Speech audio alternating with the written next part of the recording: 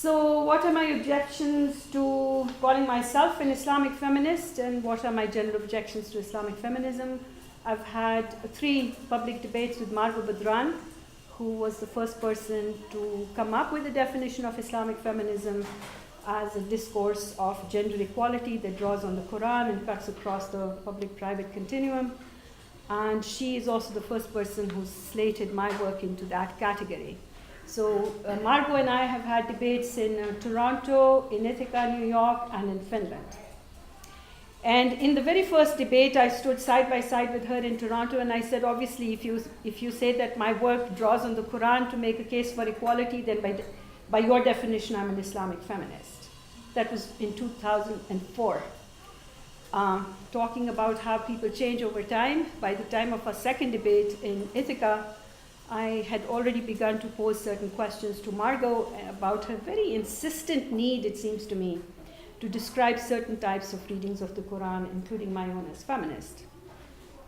Now, she herself, I don't know if you're familiar with Badran's work, but she argues that at the turn of the 20th century, some Egyptian women were already reading the Quran on behalf of women's rights. That's before the advent of feminism proper.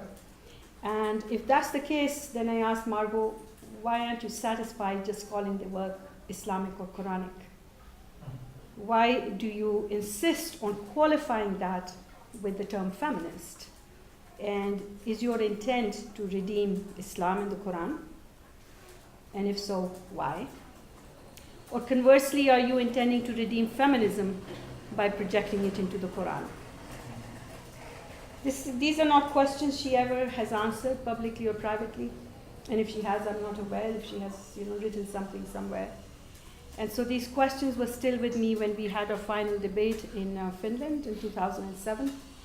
And at that time, I said that while I obviously support feminism's project of sexual equality, I am troubled by how feminism as a discipline simultaneously usurps and silences critiques that fall outside its own epistemic framework. And the example I gave was a pretty straightforward one. There's nothing complicated about it. Why is it impossible, I said, to speak about sexual equality without immediately being labeled some sort of a feminist, regardless of how I want to position myself? And so I view the very inclusivity of feminism, its attempt, in other words, to subsume and assimilate all conversations about equality, as evidence that it has become very much a master narrative that is both imperializing and reductive.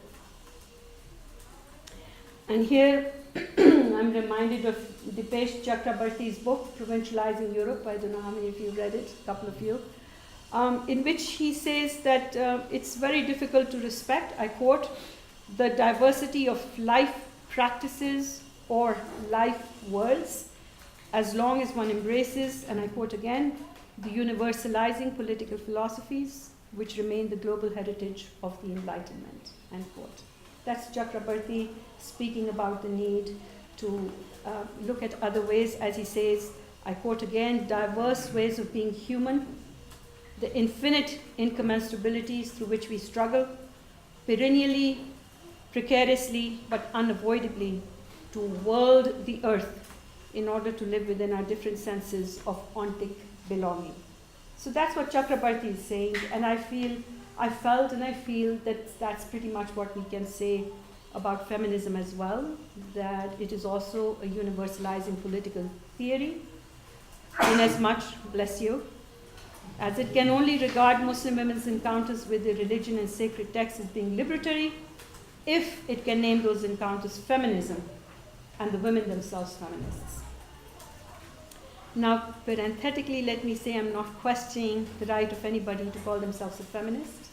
That's purely a point of, that's a standpoint epistemology issue. Rather, I'm questioning feminism's tendency to subsume Muslim women's struggles for sexual equality within a rubric that reflects the trajectory of Western women's experiences. Is there really no way to give expression to the Quran's teachings about equality, or to regard Muslim women's struggles for rights as being meaningful, unless they are couched in a Western idiom or at least an idiom born out of the West's history. Now here I should clarify that I'm not advocating the absurdist idea that we should jettison all concepts that are associated with the West, because by that yardstick I wouldn't be able to speak at all. Rather, I'm agreeing with Muhammad al-Jabri's sentiment, when I read from his work, that our only chance to read our future, no longer in the past or in the present of others, but to construct it from our own reality, from the specificity of our history and the constituents of our personality, is historical consciousness. Now, it could well be that the current historical consciousness of many Muslims is indeed feminist, and Islamic feminism provides them the conceptual vocabulary to express that consciousness. And I myself have often acknowledged my many intellectual debts to feminism, but I still feel that the questions I've raised might benefit from being addressed from a decolonial perspective. So that's where I come from when I say I resist being called an Islamic feminist. I also have admitted publicly to being a congenitally stubborn person. As an ex-colonial subject, I feel I have the need and the right to name myself in my own words. So if I don't wish to call myself a feminist and you do, then you and I are going to have a little conversation.